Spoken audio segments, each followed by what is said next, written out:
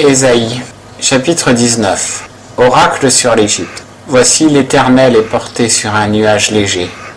Il vient en Égypte, et les idoles d'Égypte tremblent devant lui. Et le cœur des Égyptiens se fond au-dedans d'eux.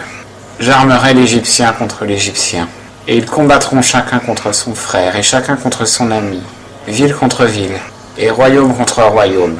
Et l'esprit de l'Égypte s'évanouira au milieu d'elle. Je détruirai son conseil, et ils consulteront les idoles et les enchanteurs, les évocateurs d'esprit et les devins. Je livrerai l'Égypte aux mains d'un maître dur, et un roi cruel dominera sur eux, dit le Seigneur, l'Éternel des armées. Et les eaux de la mer manqueront, la rivière se desséchera et tarira, les rivières deviendront infectes, les canaux de l'Égypte s'abaisseront et tariront, les roseaux et les joncs dépériront. Les prairies du fleuve, celles qui bordent le fleuve, tout ce qui est semé sur ses rives sécheront, s'en iront en poussière et ne seront plus. Les pêcheurs gémiront, tous ceux qui jettent l'hameçon dans le fleuve se lamenteront, et ceux qui étendent les filets sur les eaux s'affligeront. Ceux qui travaillent le fin lin seront confus, et ceux qui tissent des étoffes blanches. Les colonnes du pays seront brisées, et tous les mercenaires seront dans l'abattement. Les princes de Tsoan ne sont que des insensés. Les sages conseils de Pharaon sont un conseil sans intelligence. Comment dites-vous à Pharaon, je suis le fils des sages, le fils des anciens rois? Où sont-ils donc tes sages? Qu'ils t'annoncent maintenant, qu'ils découvrent ce que l'Éternel des armées a résolu contre l'Égypte. Les princes de Tsoan ont perdu le sens. Les princes de Noph sont abusés. L'Égypte est égarée par les chefs de ses tribus. L'Éternel a répandu au milieu d'elle un esprit de vertige, et ils égarent l'Égypte dans toutes ses entreprises, comme un homme ivre qui chancelle en vomissant. Et il n'y aura rien qui serve à l'Égypte, de tout ce que feront la tête et la queue, la palme et le jonc.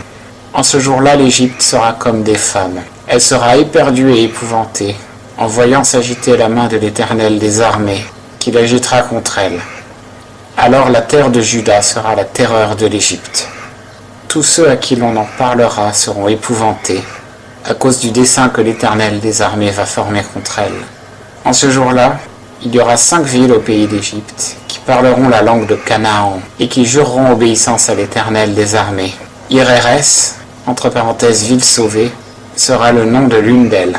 En ce jour-là, il y aura un autel érigé à l'Éternel au milieu du pays d'Égypte, et un monument dressé à l'Éternel sur la frontière.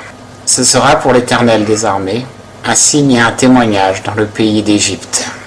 Car ils crieront à l'Éternel à cause des oppresseurs, et il leur enverra un sauveur et un défenseur pour les délivrer. Et l'Éternel se fera connaître aux Égyptiens, et les Égyptiens connaîtront l'Éternel en ce jour-là. Ils offriront des sacrifices et des oblations. Ils feront des vœux à l'Éternel et les accompliront. L'Éternel frappera les Égyptiens. Il les frappera et les guérira. Ils retourneront à l'Éternel, qui se laissera fléchir par leurs prières et les guérira. En ce jour-là, il y aura une route d'Égypte en Assyrie. Les Assyriens viendront en Égypte, et les Égyptiens en Assyrie. Et l'Égyptien avec l'Assyrien serviront l'Éternel.